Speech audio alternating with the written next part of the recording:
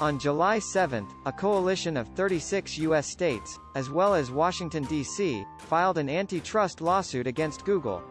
The lawsuit accuses the company of abusing its control over the Play Store, the dominant app store for Android devices, to force developers to pay a 30% commission on sales and block competing stores. If that sounds familiar, it's likely because the recent Epic versus Apple test focused on similar issues with the App Store on Apple's iOS and iPadOS devices. However, it's worth noting that Epic sued Google at the same time, but Apple's lawsuit largely overshadowed the company's case against Google.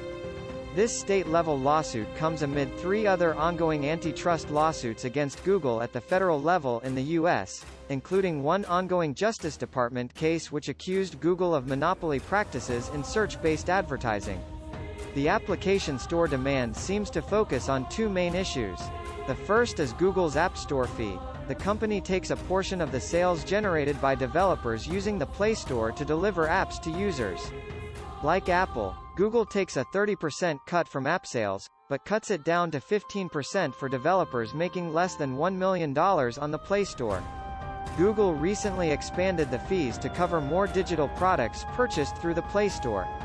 The Edge notes that the expansion targets apps that previously bypassed the App Store fee.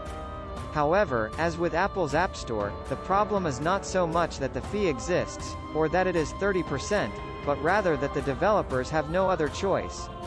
Google designed Android and developed policies that encourage developers to use the Play Store and use the Google in-app purchase system. In other words, Google, like Apple, takes advantage of its control over Android and the Play Store to force developers to use a system that forces them to pay a high fee. In addition, the fees give Google applications and services an advantage over competing services that have to pay the fee.